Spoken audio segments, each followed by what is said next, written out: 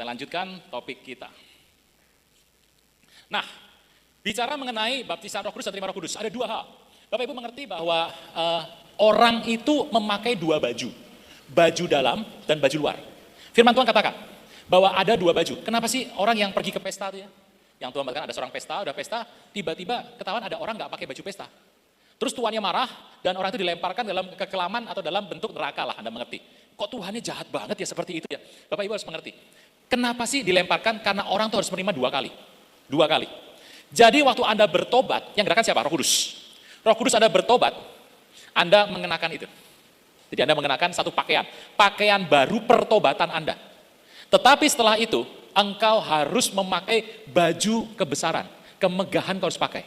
Nah, kemegahan itu bicara mengenai kehidupan Anda setelah Anda pakai baju yang dalam, keselamatan.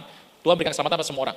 Tetapi ingat, ada orang-orang yang nanti waktu pergi ketemu Tuhan, mereka akan ditolak oleh Tuhan. Kenapa? Karena tidak pakai baju kebesaran. Nah, Bapak Ibu Saudara sekalian, dua hal itu penting. Kalau ditanya hari-hari ini, di dunia ini tuh ada berapa macam denominasi? Banyaknya bukan main. Banyak sekali. Anda sebutkan aja, kalau kita kenalkan sekarang adalah Pentakosta dan Protestan. Dari Protestan aja, macam-macam. Ada yang dari Injili, dari Calvin, Lutheran, banyak sekali. Nanti dari Pentakosta ada Pentakosta, Pentakosta klasik, Pentakosta modern, ada banyak sekali. Nah, Bapak Ibu, intinya apa sih? Apa sih fungsi dari Roh Kudus yang membuat Anda dan saya harus pergi itu apa? Firman Tuhan berkata bahwa ini, dua hal mengenai Roh Kudus. Satu, terima. Yang kedua, baptis. Terima dan baptis. Dua hal ini fungsinya apa ini? Fungsinya. Saya memang dari keluarga GBI dan saya ada di bawah Church of God gitu ya. Tapi saya menerima semua orang datang, saya juga membuka diri saya.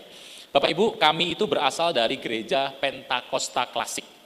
Jadi soal bahasa lidah ya banyak kita pakai lah begitu. Bapak Ibu, Anda harus mengerti, baptisan Roh Kudus itu memberikan kepada Anda dua hal. Dua hal. Yang pertama, diberikan adalah merupakan sebuah gairah. Kemampuan, tiba-tiba ada bergairah karena Roh Kudus bergairah. Makanya kalau ada orang selama di muka bumi ini, kalau dia sudah bertobat, dia mengalami satu kelesuan, kondisinya seperti tidak diharapkan ada, dan dia seperti ada di tempat yang salah. Tuhan memberikan yang pertama, gairah. Gairah diberikan. Makanya orang yang ada Roh Kudusnya, dia ada gairah yang dia masuk dalam hidup dia, dan terus akan dikeluarkan. Dan Anda harus mengerti, gairah itu menular. Dan gairah itu akan menjadikan dia seorang yang kuat. Tetapi hal ini nggak berhenti sampai sana. Dua hal ini adalah internal dan eksternal. Yang internal, gairah. Anda mungkin kalau ada di tempat ibadah di sini, Anda akan mengerti sebagai minyak, gitu saja. Minyak, Anda dapat tahu minyak, gairah. Minyaknya berapi-api karena minyaknya banyak. Orang kalau mau ada berapi-api, mau berapi-api, harus punya minyak loh. Ya kalau nggak ada minyaknya kebakaran ya. Ada minyaknya, makanya kenapa orang tuh ibadah tuh kan di sini 2 jam ya. Anda datang, pujian penyembahan. Kalau Anda lagi lesu, Anda lihat pujian penyembahan kayak gini, nggak enak nih, nggak enak. Tapi pujian penyembahan itu mengubah hidup Anda. Waktu Anda ke tempat ini, Anda merasa, wah ini mulai enak nih. 15 menit enak nih. Wah Anda mulai nyanyi, Tiba-tiba, WL berkata, saya duduk Bapak Ibu. Nah, turun lagi. Gairah itu bicara minyak. Minyak harus engkau siapkan. Melalui siapa? Roh Kudus. Tetapi yang eksternal ini, untuk apa sih diberikan? Supaya Anda dibekali, supaya Anda bisa pergi, jadikan semua bangsa murid Tuhan. Saya bicara mengenai konteks yang ini. Penginjilan adalah hal yang sangat penting. Nah, bicara mengenai hal ini, saya mau ceritakan mengenai apa sih doa Tuhan Yesus yang sampai hari ini konon belum digenapi secara menyeluruh. Soal unity.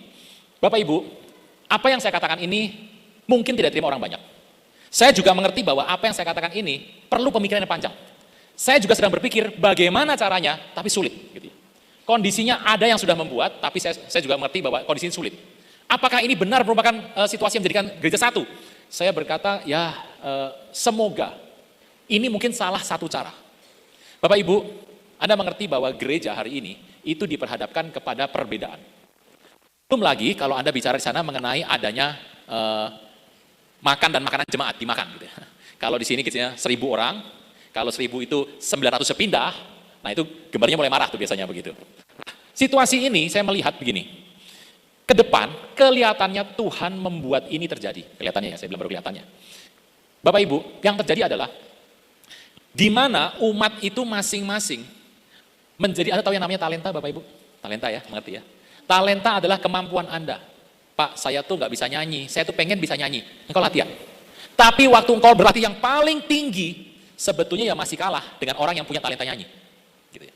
Jadi saya tuh mengerti bahwa talenta saya adalah ini. Dulu saya ingin talenta tuh yang itu, tetapi saya lupa sama yang ini. Nah, Tuhan katakan engkau kerjakan bagian yang ini. Nanti Tuhan bukakan lebih. Itu yang benar.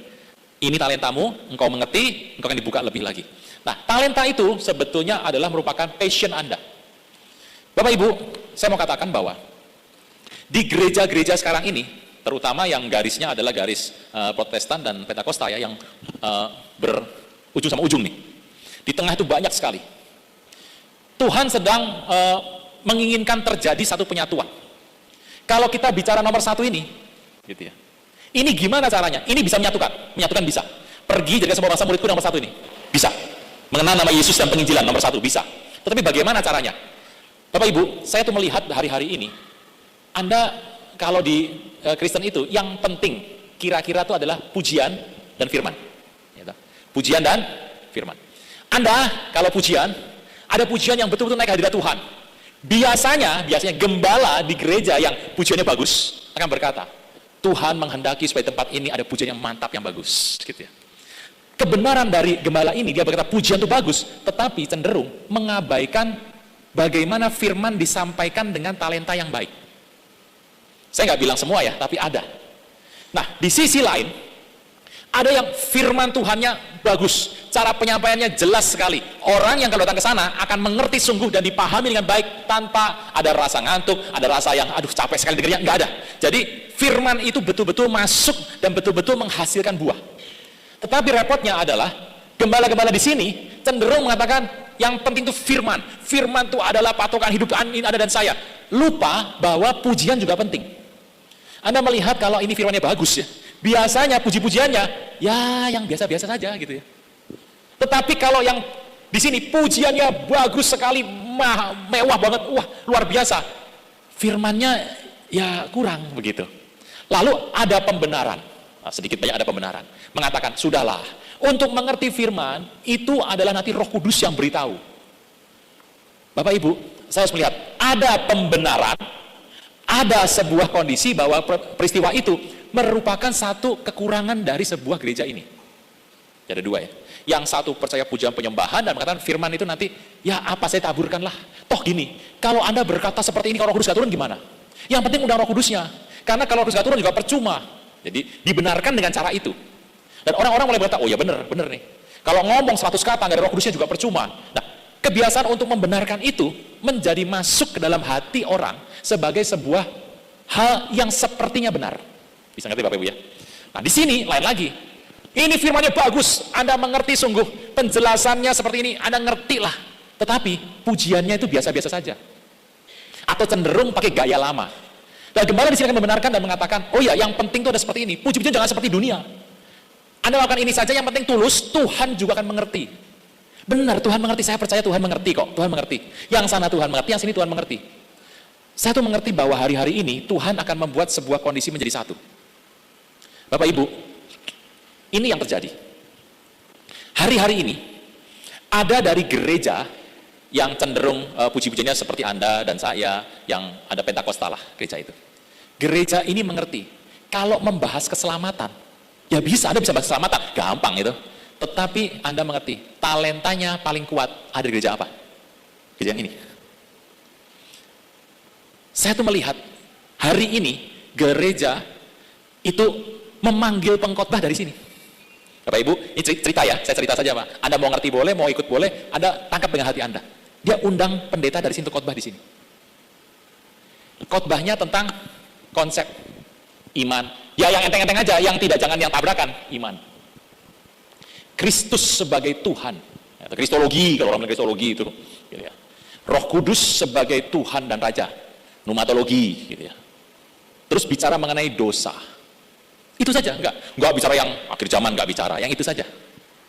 Di sini, saya melihat ada sebuah gereja yang memanggil orang-orang dengan pujian penyembahan diajar oleh hamba Tuhan dari gereja ini ke sini. Diajar. Jadi gereja itu membeli alat musik seperti Anda, dan puji-pujian dibikin seperti yang hari ini saya saksikan. Bagus sekali. Mereka membuat ini. Tetapi ibadahnya tetap pakai gaya Protestan. Bapak Ibu, saya kok melihat ya, kondisi ini merupakan cara Tuhan untuk menyatukan berbagai macam anugerah Tuhan dalam gereja Tuhan. Anda kan mengerti, cerita dari Tuhan Yesus, kemudian 12 murid adalah peletak dasar pembuat kitab suci, kemudian ada orang-orang zaman itu yang membawa lari kitab-kitab itu, karena dikejar orang Romawi, membawa lari orang-orang itu. Kemudian mereka bertemu dengan sebuah gerakan yang namanya orang-orang Yunani, jadi bapak-bapak orang Yunani, hamba-hamba Tuhan yang bertahan waktu Yunani menguasai. Kemudian berikutnya lagi, ada hamba-hamba Tuhan yang berkuasa bapak-bapak Romawi. Setelah itu, gereja masuk ke dalam zaman Katolik. Saya akan gambarkan sebentar supaya Bapak Ibu jangan sampai salah. Oke. Tuhan Yesus ya, Bapak Gereja nomor 1 ini, kita bilang iya dan amin. Ada Rasul dan orang-orang lain. Mereka tuh apa kerjanya? Kitab suci.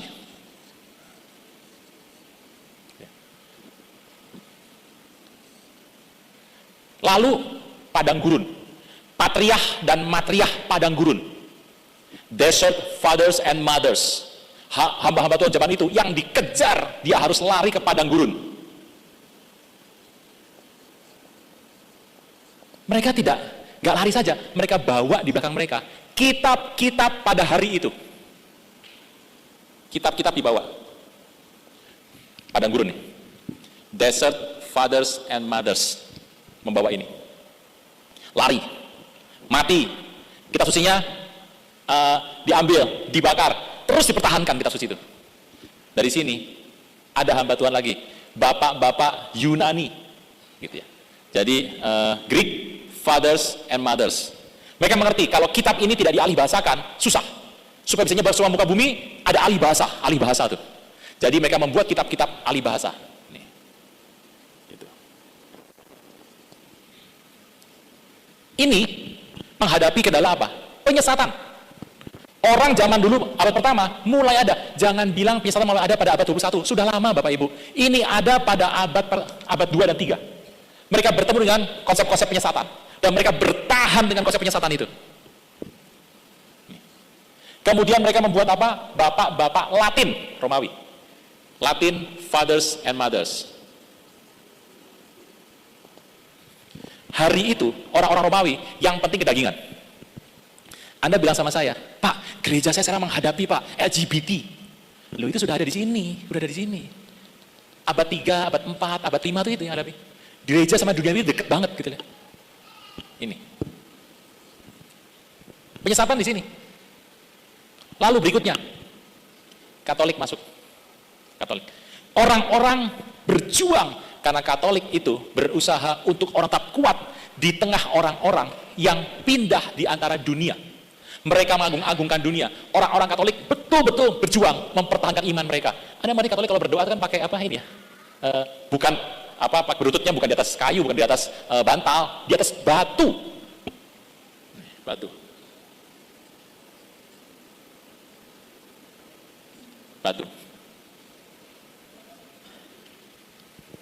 Mereka terkenal, jago sekali untuk melihat hari itu. Apa yang dihasilkan dari mereka? Kemampuan bertahan dalam setiap kondisi dianiaya. Katolik yang dapat. Di tengah orang mulai mencampurkan antara dunia, mendatangi gereja dan ampur aduk, mereka bertekun di sini. Ini Katolik nih. Gak berapa lama, turun. Martin Luther, bahwa keselamatan didapatkan bukan karena aniaya, karena iman. Martin Luther. Gitu. Nah, cerita ini ada Calvin di sini ya, panjang. Terus Anabaptis. Terus ke sini. Gereja-gereja awal, Wesley. Oh, Wesley kalau tahu Anda sekarang, Wesley berkata, kita puasa, Wesley senang, yes bagus tuh. Kalau Anda berkata, kita berdoa pagi, Wesley pasti bilang, bagus tuh. Wesley metodis, metodenya ada, metodis. Terus, Wesley Pentakosta. Karunia Roh Kudus penting. Terus, masuk sini lagi. Gereja Apostolik.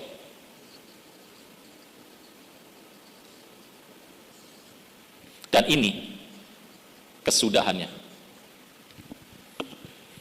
Saya melihat ini bukan sebagai sebuah tantangan.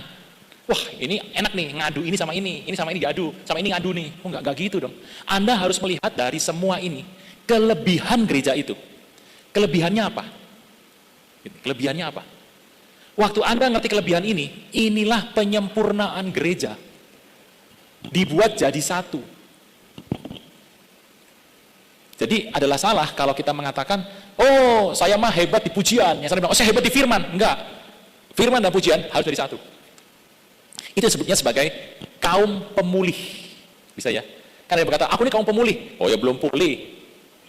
Nah, cara itu dibuat oleh beberapa gereja, seperti saya tadi ngomong.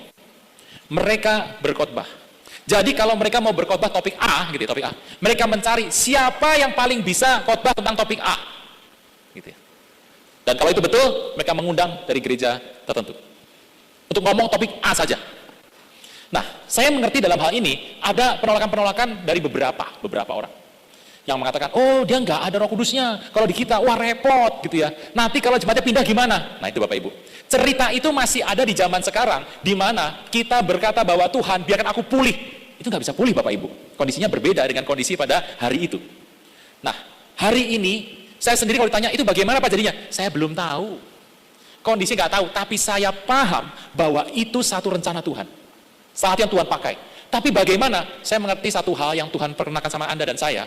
Harus kita ngerti, diam, tekuni. Nanti satu hari Anda akan mengerti bagaimana itu dilakukan.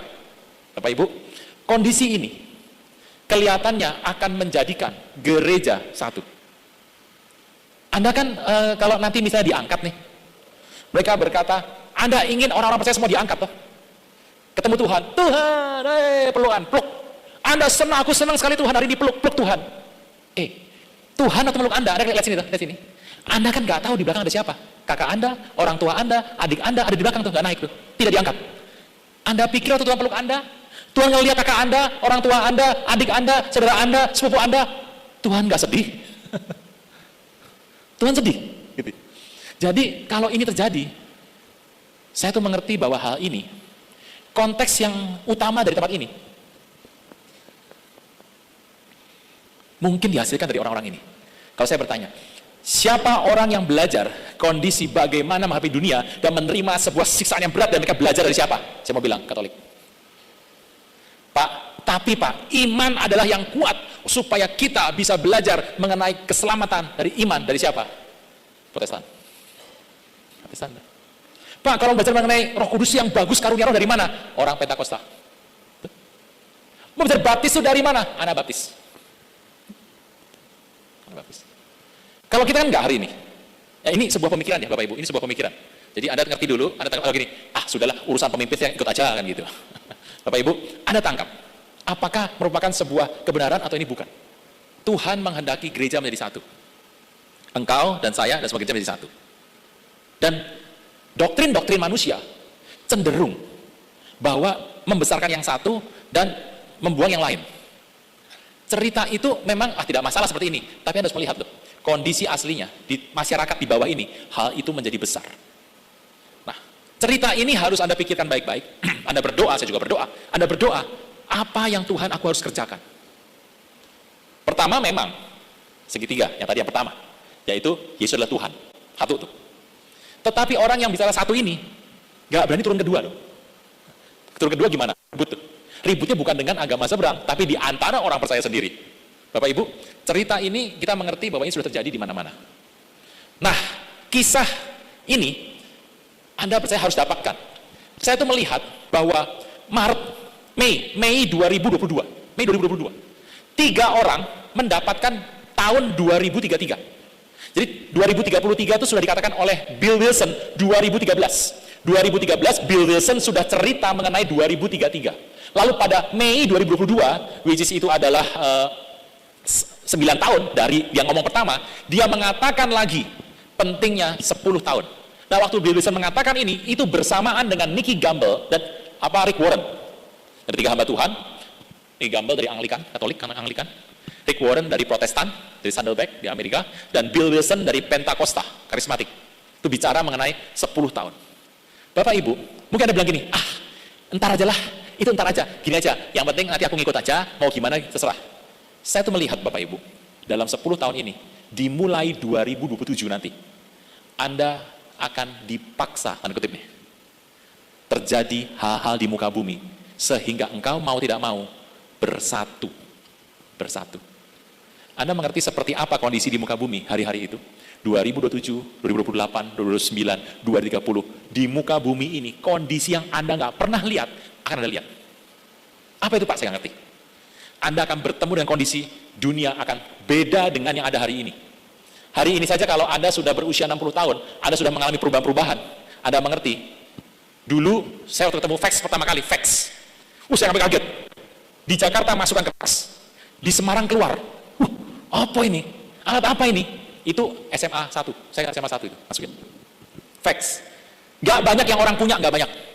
Saya kaget. Semarang bisa bilang, tulisan ini ya. Lalu pada zaman ini, kira-kira 10 tahun yang lalu, saya mau jual fax di rumah saya, susahnya minta ampun. Belum kejual sampai hari ini. Fax tuh Bapak Ibu. Masih ada yang pakai fax di rumah? Gak ada. Handphone Anda pegang, dalam sekejap handphone berubah lagi, dan handphone sekarang sudah memasukkan AI. Cepat sekali berubah semuanya. Dan kita seperti gini, tergopoh-gopoh untuk melengkapi itu. Padahal Anda tahu bahwa yang akan Anda nanti hadapi, yang akan melawan Anda adalah AI itu. Artificial Intelligence, kecerdasan buatan itu, Anda akan hadapi itu. Indonesia tenang, masih aman, itu Indonesia aman. Itu. Bapak Ibu, tapi Anda harus lihat, di luar situasi ini mulai terjadi. Nah, Indonesia sepertinya ini belum. Bapak Ibu, Anda harus siap-siap. Fenomena ini akan terjadi dalam hidup Anda dan saya, mau atau tidak mau terjadi. Terjadi terus gini. Nah, perubahan-perubahannya akan semakin banyak dan semakin besar. Akan meninggalkan Anda menjadi orang-orang yang terpaksa dari begini. Anda lama-lama ngikutin terus, Anda keseret. Anda terpaksa ikut. Repotnya kalau sudah terpaksa ikut, Anda sudah dipegang.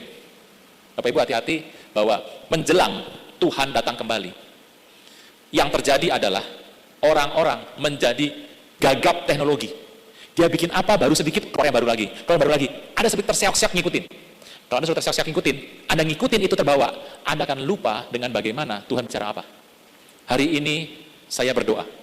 Bapak Ibu, ayo, kita berdoa sungguh-sungguh, supaya apa yang dikatakan 2033, betul-betul Anda mengerti, dan perubahan ini, Anda mengerti sungguh mau kemana. Saya mengerti bahwa hari-hari ini Anda dan saya sedang mengikuti hal-hal yang ada di dunia ini. Banyak hal. Kesehatan, dunia sudah bicara kesehatan, canggihnya bukan main. Indonesia belum. Tapi alat-alat sudah banyak disediakan oleh kelompok-kelompok besar.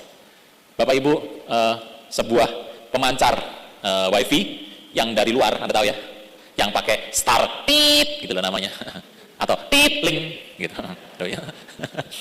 Bapak Ibu ngerti ya?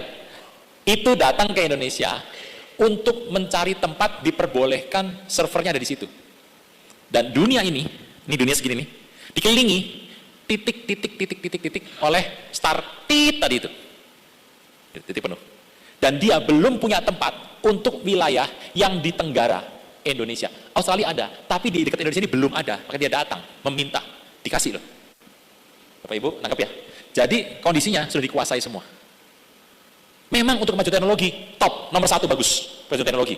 Tetapi dampaknya adalah satu hari nanti itu yang akan kita hadapi, Anda hadapi. Satu kemajuan AI, Artificial Intelligence, kecerdasan buatan ini punya satu masalah besar. Bagus loh, tapi punya satu masalah besar. Apa masalahnya? Pekerjaan Anda dan saya, kerjaan Anda, mulai dibatasi. Contoh yang paling gampang, ekonomi rumah tangga Anda, nggak semua, nggak ada di sini, di luar. Tiba-tiba, gini. Ya, ada sih enggak? Saya berdoa tidak. Gini. Sedat-sedat bawah. Bapak Ibu mengerti ya? Karena orang itu tidak lagi mendapat pekerjaan. Anda masih bekerja, ngucap syukur sama Tuhan, ngucap syukur. Bersukacitalah karena namamu ada di sorga. Bersukacitalah, Bapak Ibu. Ini ada yang kehilangan pekerjaan, ada yang punya 2-3 pekerjaan, tinggal 1 sekarang. Bapak Ibu, ini di dunia ini, kalau kita ini pinter, kalau saya bilang, saya punya 3.000 nih, saya PHK hari ini. Oh, PHK 3.000, waduh, PHK langsung berita, banyak banget di koran, banyak sekali. Tetapi bagaimana caranya? 20, PHK 10, 3 hari lagi 20, 3 hari lagi 20, 10, nggak masuk berita itu, nggak masuk berita. Jumlah yang banyak ini, banyak orang tidak dapat pekerjaan dengan baik. Nah, masalahnya adalah penduduk Indonesia itu banyak. Kan kita dapat bonus demografi 2030. 2030 diyakini jumlah penduduk Indonesia 300 juta. Itu bonus demografi. Tapi bonus demografi kalau nggak dapat pekerjaan, apa rasanya? Hari ini saja, konon katanya di luar sana, bukan kita. Generasi Z yang nganggur jumlahnya 10 juta. Bayangkan Bapak Ibu, itu nganggur tuh generasi Z. Nah ini Z mau gimana nih, Z udah begini, lah yang tua sudah nggak bekerja, yang Z nganggur. Nah cerita ini merupakan sebuah kendala, tapi orang percaya, saya percaya bahwa Tuhan ingin menyatukan kembali. Caranya adalah cerita dari firman dan pujian penyembahan. Ini harus bersatu. Caranya saya sendiri nggak tahu bagaimana, nggak tahu caranya. Yang halusnya gimana? Kita diminta oleh Tuhan, sepertinya ini harus bersatu. Cara yang saya bisa katakan ya adalah seperti tadi, mengundang. Tapi teknisnya bagaimana? Teknisnya sulit sekali. Bapak Ibu, saya percaya hari ini engkau berdoa. Saya juga berdoa. Supaya cerita daripada Tuhan ini boleh Anda mengerti apa yang harus dilakukan. Begitu Bapak Ibu ya. Oke. Sebentar Bapak Ibu, ada pertanyaan dulu? Oke, kita ini 8.30. Ada pertanyaan yang bisa dijawab dulu? Oke, selamat malam Pak. Oke. Bagaimana Pak? Sebentar. Mana orangnya nih? Oke. Oke, ya. Oke. Ada dari non-Kristen yang percaya secara pribadi, tetapi tidak dibaptis Pak, karena takut keluarganya atau sanak saudaranya. Itu selamat atau tidak Pak? Tapi ketika saya temui beberapa hari, dia tuh tetap setia dan percaya sama Tuhan Yesus.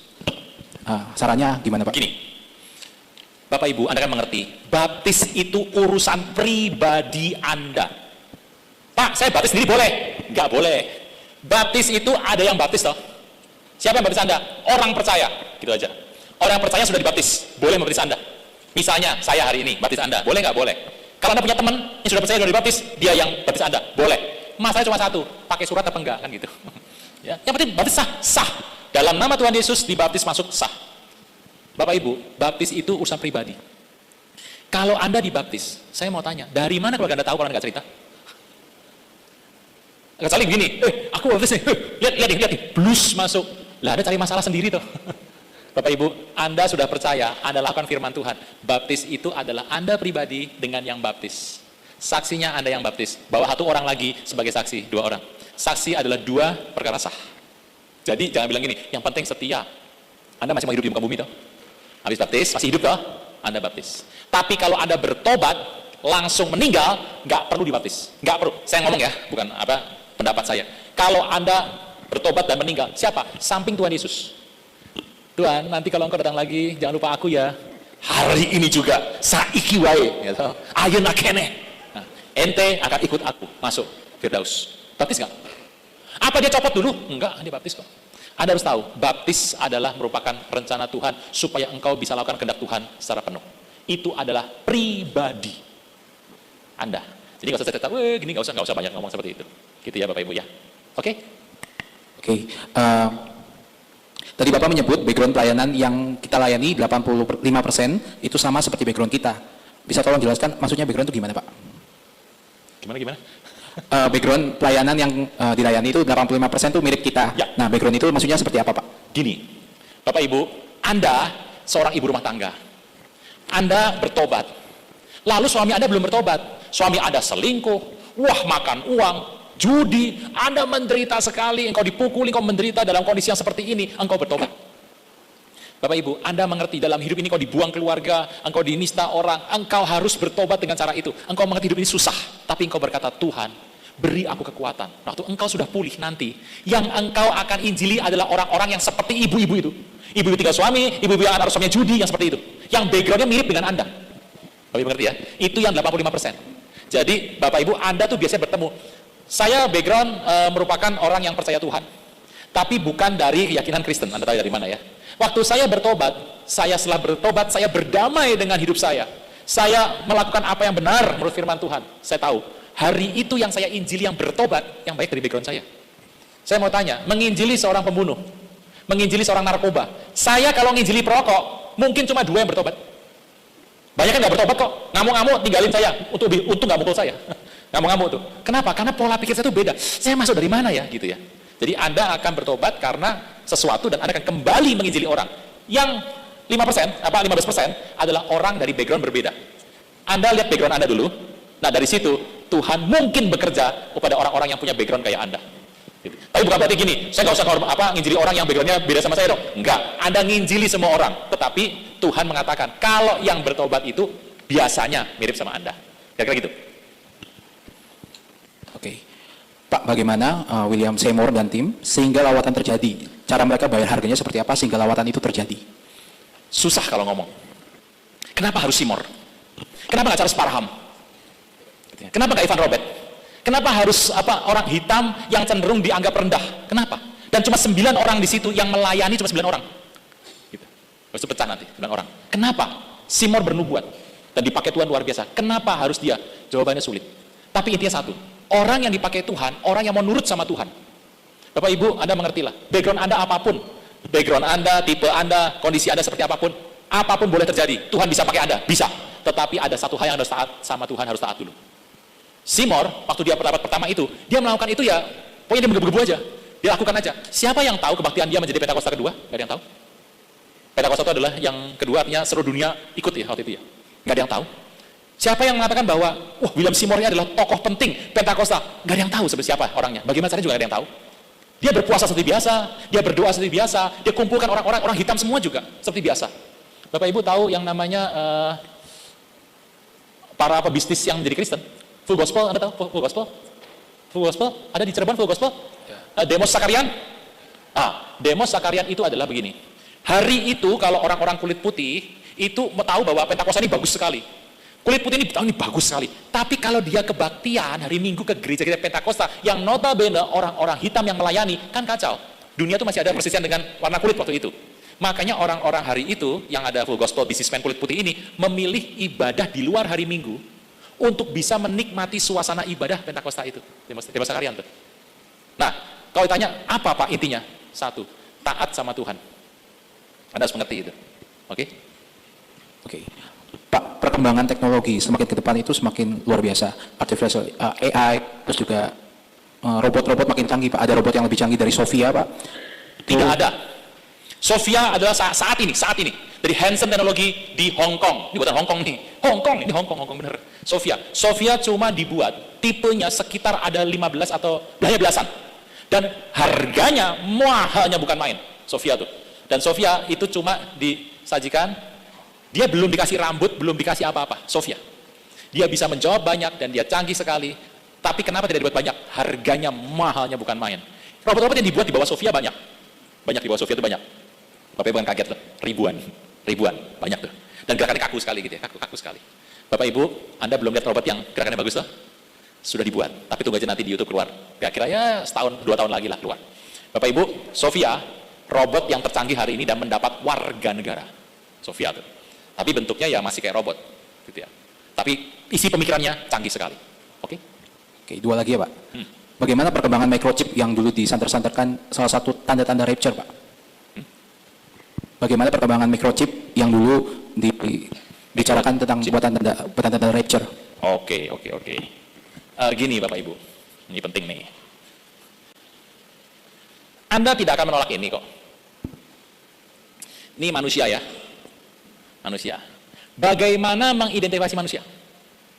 Ya pakai nomor dong, kan gitu. KTP lah, KTP. Ya toh? Bikin apa KTP? IKTP. Naik lagi, makin maju tuh. KTP. Pakai apa lagi KTP? Sulit pakai KTP. Pakai microchip. Saya kalau bilang chip, itu adalah sebuah alat penerima signal, artinya chip, saya sebutkan chip, bukan chip kentang ya, chip, CHIP. Nih. Itu menggunakan sebuah dimasukkan dalam tubuh, chip. Kalau ada barang gimana? Pakai apa kalau barang? Pakai nomor dong, ya nomor. Nomor bentuknya apa? Barcode. Gitu, barcode. Barcode ini kalau berkembang gimana? Ya, Anda paling gampang pakai chip. Ya tuh, barcode pakai chip tuh. Oke. Komputer. Dulu kan besar tuh. Anda zaman dulu nggak bisa bawa komputer gede serumah kok. Rumah tuh komputer tuh gede rumah gitu ya. Lalu dibuatlah kecil, PC. Laptop, itu misalnya laptop. Lebih canggih apa? Laptop. Yang lebih canggih. Handphone. HP, aduh bawa susah. Jam tangan. Jam tangan. Makin lama susah, bisa dicuri juga. Menggunakan chip yang dimasukkan dalam tubuh.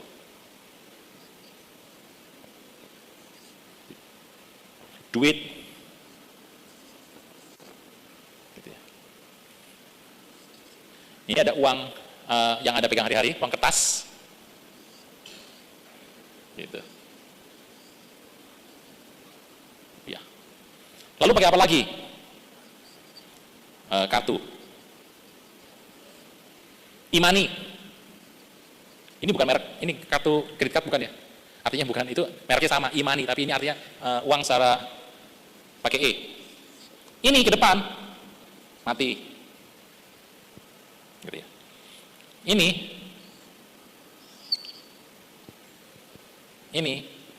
sini. Kita tinggal searah menuju ini. Swedia, negara yang paling rame menggunakan chip masuk dalam tangan. Anda kalau tanya sama saya, Pak, bagaimana perkembangan chip? Saya mau tanya, bukankah Anda sudah belajar barcode? Barcode selesai. Ini perubahan ini terus terjadi. Mau pelan, mau cepat, semua ke sana. Kita sekarang ada di mana? Indonesia, ini masih ada. Anda bawa uang cash hari ini? Bawa, gitu. Ada yang nggak bawa uang cash? Nggak ada, bawa uang cash semua. Gitu ya. Komputer Anda, ini masih pakai toh? Ada rumah pakai ini nggak? Ada. Gitu ya. Nah kondisinya tuh masih segini Indonesia. Makanya saya bilang Indonesia aman. Tapi Swedia di sini. China udah nggak ada ini. Semuanya sudah pakai ini. Sini. Tetapi China belum masuk dalam tubuh. Nah pertanyaannya adalah bagaimana perkembangan sekarang? Ini perkembangannya. Chip ini. Nah chip itu jangan dibilang sebuah besar-besar. Chip yang terbaru ditemukan 2015. Itu besarnya sebesar pasir. 2015. Besar pasir. Dan tidak pernah dibahas di mana-mana. 2013 ditemukan chip yang bentuknya ditempel di tangan. 2015 sebesar pasir. Dan setelah itu tidak pernah dibahas lagi. Perkembangannya terus terjadi. Bapak Ibu, saya harus bilang. Saya punya sebuah research-nya. Saya punya sebuah jurnalnya, Anda bisa ambil jurnalnya, dan saya harus katakan bahwa chip yang terbaru sekarang, Anda tidak bisa lihat lagi pakai mata. Chip itu bisa masuk tubuh Anda. Gitu. Nah, dalam bentuk apa? Masuknya cairan. Tidak pernah dibahas. Saya ada 2 jurnal yang membahas itu, tapi tidak ada hasil tempat lain, cuma 2 jurnal itu saja. Dalam bentuk cairan.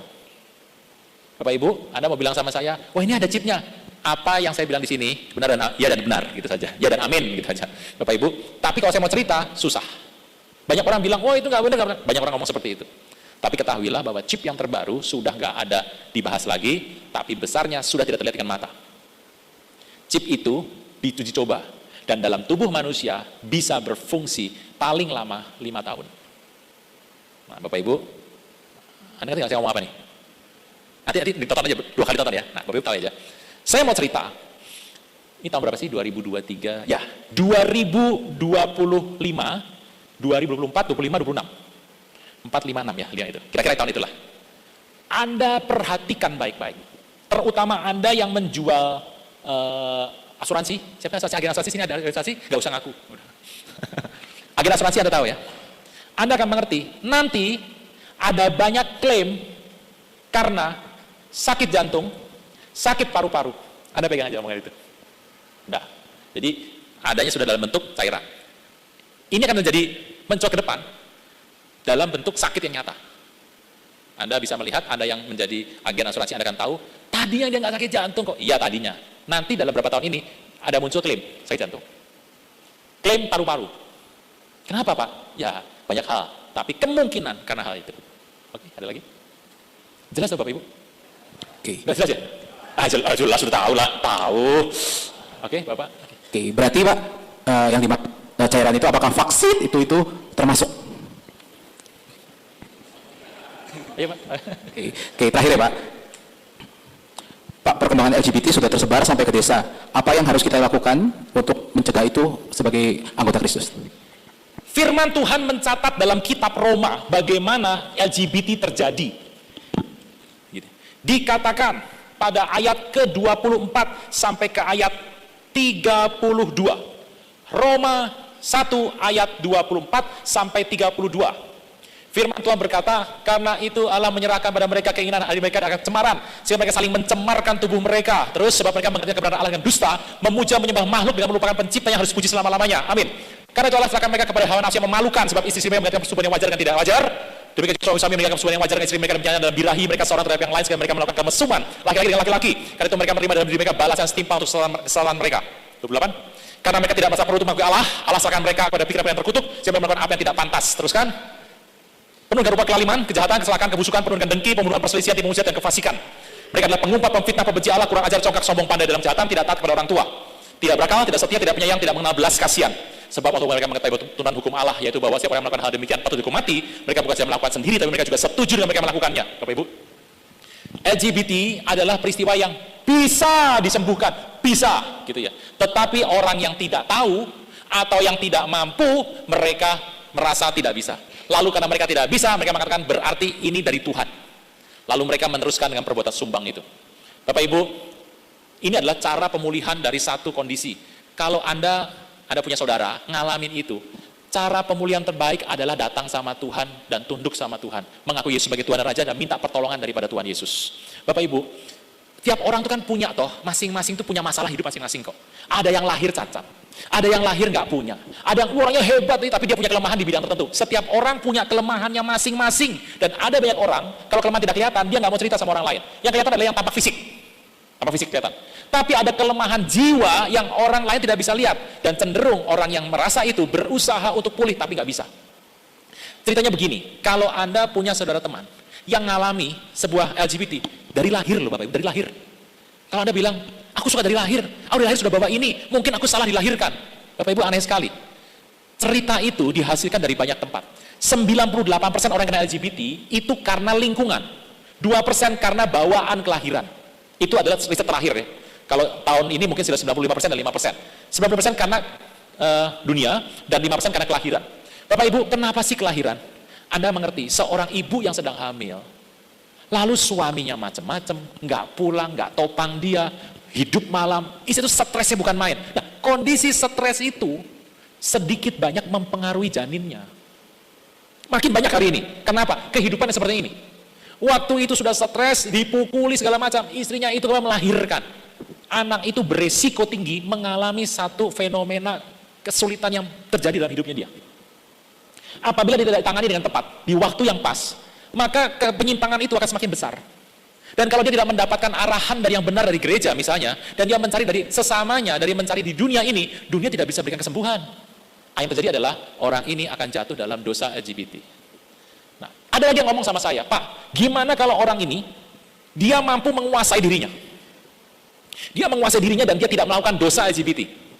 Itu gimana Pak? Begini, memang tidak melakukan dosa LGBT, dia mengekang keinginannya, itu benar, itu bagus tuh. Tetapi kalau dikatakan tidak mengekang saja dan berhenti sampai sana, nggak boleh loh. Kalau Anda mengekang sampai sana, itu berarti Anda berhenti sampai situ. Engkau tidak akan pulih, engkau akan melihat itu tidak akan berhasil, karena engkau berhenti sampai yang penting aku tidak melakukan. Oh, tidak melakukan sekarang, nanti bagaimana? Gitu. Anda harus datang baik-baik sama Tuhan, Anda sujud dan tersungkur depan Tuhan, memohon bantuan Tuhan. Tiap orang kan ada beda-beda. Ada orang yang begitu lahir, dia miskin. Ada orang yang lahir, dia bodoh misalnya.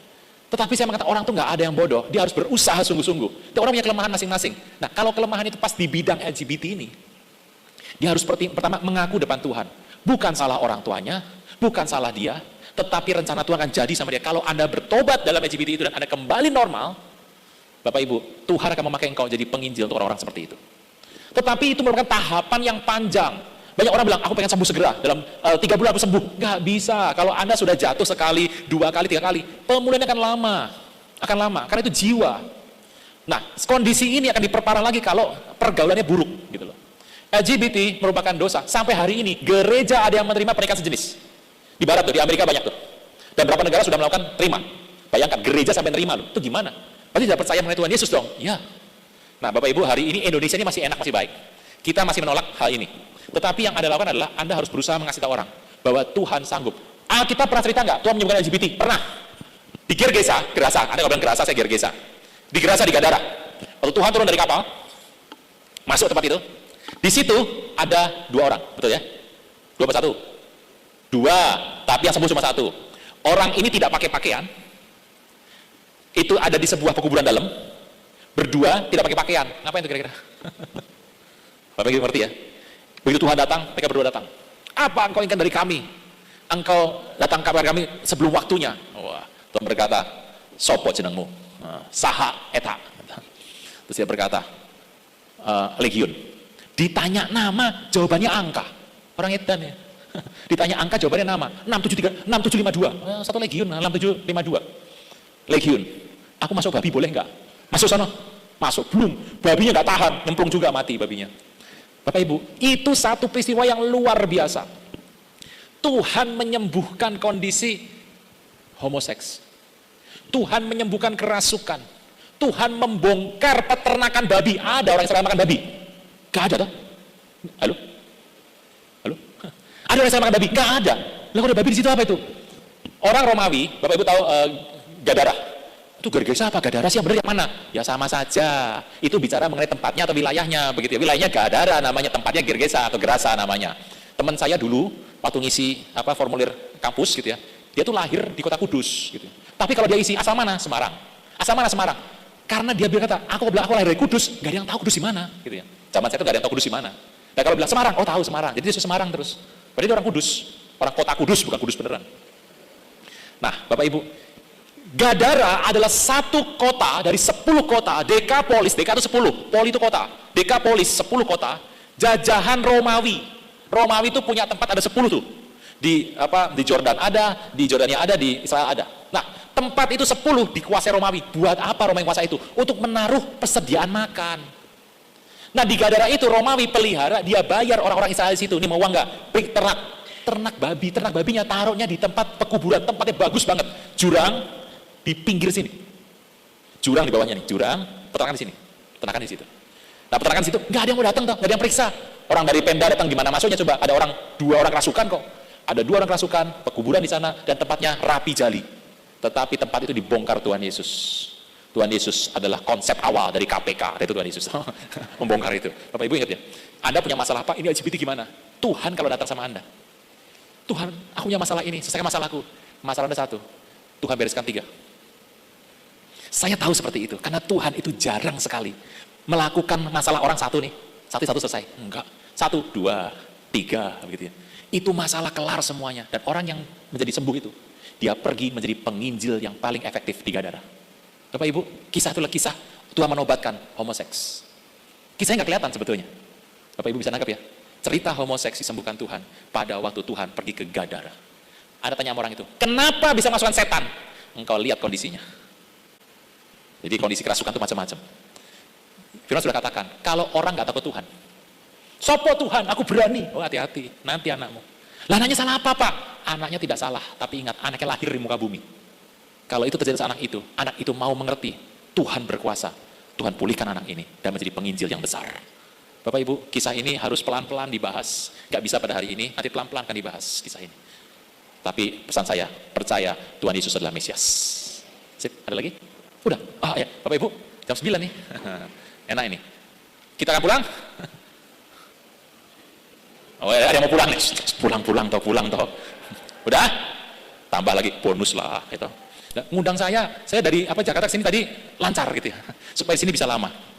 Bapak Ibu, saya bicara tentang sumur. Kita hari ini harus mencari sumur Anda masing-masing. Sumur masing-masing. Kenapa? Alkitab tuh bagus sekali kalau bicara soal sumur. Ada sumur dikatakan bernama Beersheba. Pernah tahu Beersheba? Beersheba. BR itu sumur. Sumur. Well. BR. Sheva adalah 7. The well of 7. Sumur 7. 7 apa? 7 anak domba. Berarti di sumur itu dibuat sebuah sumpah. Disebutlah namanya sumur 7. Beersheba. Di selatan dari Israel. Nah, sumur itu hal yang penting banget. Hari ini kan Anda nih kan harus berpikir toh. Ini kondisi dunia makin aut-autan nih. Aku nih harus buat apa? Aku harus tetap ada di tempat ini, itu harus bikin apa? Bapak Ibu, Anda mengerti kisah pernikahan. Kisah pernikahan orang Yahudi. Entah kenapa kalau Tuhan mencari patriarh dan matriarh. Patriarh itu adalah bapak-bapak pendiri kebudayaan. Matriarh, ibu-ibu pendiri kebudayaan. Patriarh dan matriarh itu kalau menikah di sumur pertemuannya. Anda nggak percaya? Ya kita lihat. Ishak. Anda jangan lihat, oh rumah tangga yang baik, rumah tangga patriarh matriarh kita. Enggak ya, Anda harus tahu, enggak. Alkitab adalah jujur apa adanya, menceritakan semua kehidupan patriarh matriarh kita jujur apa adanya. Rumah tangga yang indah, Alkitab bilang tidak ada dikatakan oleh firman Tuhan. Bapak Ibu, saya mau tanya, beritahu pada saya kisah rumah tangga yang berhasil di Alkitab. Satu, ada? Satu. Yang berhasil di Alkitab. Maria sama Yusuf. Yusuf mati muda. Mati lebih cepat gitu ya. Habis Yesus meninggal, gak berapa meninggal. Ada lagi? Ishak dan Ribka, oke. Ishak sama Ribka, apa masalah rumah tangganya?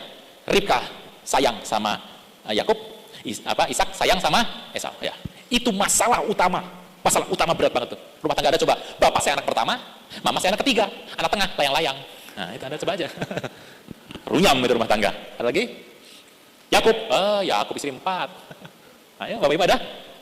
Nggak ada ya? Nggak ada. Kita cerita Ishak dulu.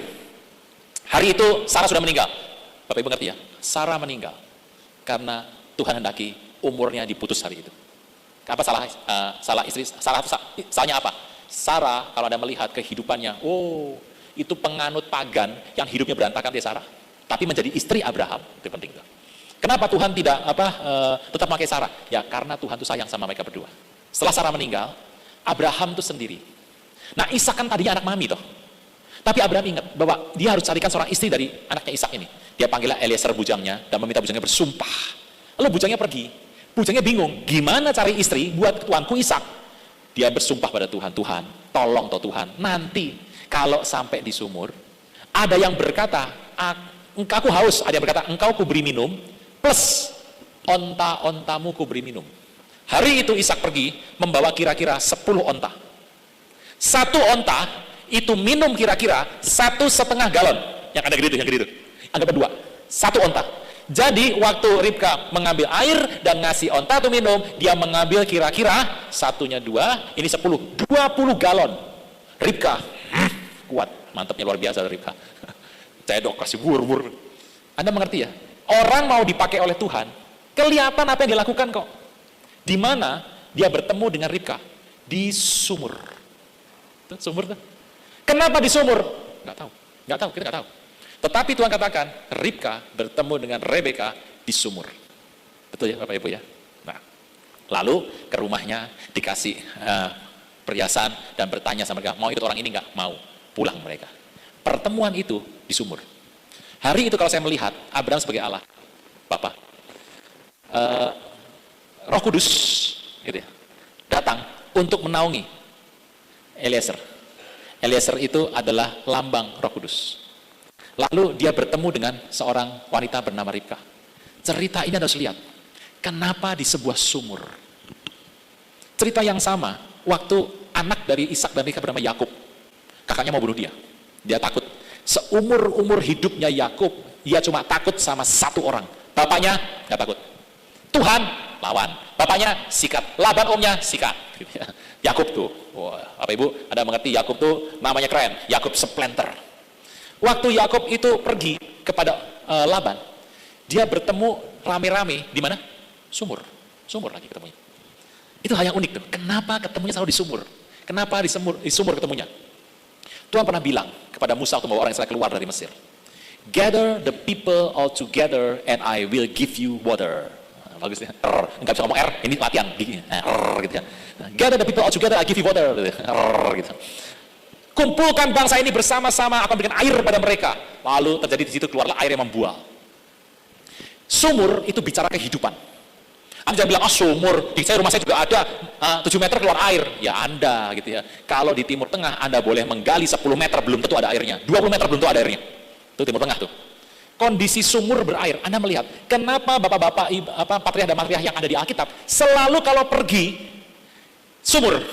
Seperti kalau Anda membaca kitab ini, sumur mah gampang, sumur mah ada, bebas ada pakai kapan? Sepertinya gampang. Padahal air di sana adalah harta benda yang paling banyak. Orang mendapatkan sumur, mendapatkan seluruh kehidupan. Harta benda yang paling mahal adalah air. Itu ada di Timur Tengah. Tapi kalau Anda membaca di kitab ini, sumur serasa Anda tinggal di Bogor tuh. Di Bogor mah ada 3 meter keluar air gitu ya. Nah, cerita itu adalah memberikan cerita yang disamakan artinya nanti dengan waktu Tuhan Yesus ketemu seorang perempuan di sumur. Bapak Ibu, kisah sumur itu penting. Tuhan katakan, nah ini buka lagi ya, Yohanes 4. Yohanes 4.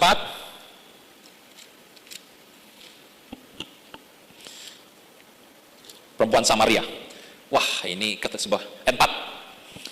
Yohanes 4 ayat 4. Ia harus melintasi daerah Samaria, ayat 5. Sampai sebuah kota di Samaria bernama Sikar, dekat tanah yang diberikan Yakub dahulu kepada anaknya Yusuf. Bapak Ibu, di Sikar itu dia ketemu dengan seorang wanita Samaria. Nah, cerita itu, sumur ini adalah sama, Tuhan kisahkan. Sumur adalah kehidupan yang penting dalam hidup Anda. Anda pernah melihat orang di cerita di Alkitab sulit mencari air? Tidak ada. Sulit mencari air itu adalah bangsa Filistin, susah tuh. Orang-orang yang bangsa petolak boleh. Waktu Yakub Ishak menggali, dapat air toh, rebutan sama orang, dikasih. Ishak itu bikin sumur ada air, bikin sumur ada air, bikin sumur ada air. Sepertinya bikin sumur gampang sekali. Tapi Tuhan katakan sama Anda dan saya hari ini, sumur bicara mengenai Tuhan Yesus. Sumur itu yang membuat engkau bertemu dengan semua hal yang baik. Tuhan tidak hanya datang memberikan kepada Anda semua yang, Tuhan aku ingin ini. Tuhan selalu memberikan bonusnya. Tuhan memberikan apa tadi? Bonus. Yang kau minta engkau dapat plus bonus. Tuhan Yesus. Nah, cerita dengan perempuan Samaria ini, dia mendapatkan perintah. Yuk kita membaca ayat 25. Yohanes 4:25. Perempuan itu berkata padanya, aku tahu bahwa Mesias akan datang, yang disebut Kristus. Apabila ia datang, yang memberikan pada sesuatu pada kami. 26. Kata Yesus padanya, akulah dia. Jadi kalau ada orang bertanya, cari di Alkitab, Yesus gak pernah nyebut dirinya Tuhan. Gak pernah baca Alkitab tuh orang. Di ayat ini banyak banget Yesus menyebut dirinya Tuhan. Nih satu ini. Dia bilang dia, akulah dia. Dia itu siapa? Mesias. Tuh, jelas tuh. Jadi Anda mengerti bahwa banyak kata-kata yang ada di YouTube itu nggak terlalu pas ya. Dan dia, akulah dia 27. Datang berbeda dengan heran bahwa ia sedang bersama dengan seorang perempuan Samaria, tidak seorang berkata apa yang kau kehendaki atau apa yang kau cakapkan dengan dia. Maka perempuan itu meninggalkan tempat yang di situ, ia pergi ke kota dan bertemu orang-orang di situ. Mari lihat, di sana seorang matang kepadaku segala sesuatu yang aku perbuat. Mungkinkah dia itu Mesias? Mereka pergi keluar kota datang kepada Yesus. Pertama murid yang mengajak dia, Rabi makanlah. Tapi ia berkata pada mereka, pada aku ada makanan tidak kamu kenal. Maka murid berkata seorang kepada yang lain, ada orang yang membuat sesuatu padanya untuk dimakan? 34. Makananku ialah kehendak dia yang utus aku dan menyelesaikan pekerjaannya. Bapak Ibu, firman Tuhan adalah ya dan amin. Hari itu dia bertemu dengan sumur. Hari ini engkau sudah dapatkan sumur. Tapi saya perlu cerita Bapak Ibu, ada kemungkinan di dalam kita, sumur kita tidak mengeluarkan air sebagaimana seharusnya. Sumur kita mungkin airnya keruh. Mungkin juga kondisinya tidak sebaik yang Anda dan saya dapatkan yang pertama. Bapak Ibu, mari hari ini cerita sumur. Anda berdoa, Anda dapatkan. Tuhan Yesus adalah penolong. Dia adalah tempat Anda untuk Anda bertemu, Anda bersekutu, Anda curhat, ada dalam diri Tuhan Yesus. Sebab hari-hari ini Tuhan mengatakan, barang siapa minum dari sumurku, tidak akan haus lagi. Nah, kisah mengenai apa yang ada di PL, itu dibawa ke dalam kitab Yohanes 4 ini. Disinilah Tuhan berkata, Tuhan adalah juru selamat muka bumi. Kita lihat ayatnya yuk, ayat 42. Kami percaya, bukan lagi apa yang kau katakan. So kami sendiri telah mendengar dia, kami tahu bahwa dia benar-benar apa? Ini cerita yang baik sekali, hal yang bagus. Kisah ini betul-betul menjadi sebuah peringatan kepada Anda dan saya. Dalam sumur itu, Engkau kalau bergaul dengan Tuhan, engkau akan bertemu dengan satu hal yang engkau butuhkan dan hal lain-lain yang mungkin engkau katakan sebagai bonus hari ini Tuhan berikan dalam hidup Anda dan saya. Demikianlah firman Tuhan, terpujilah nama Tuhan.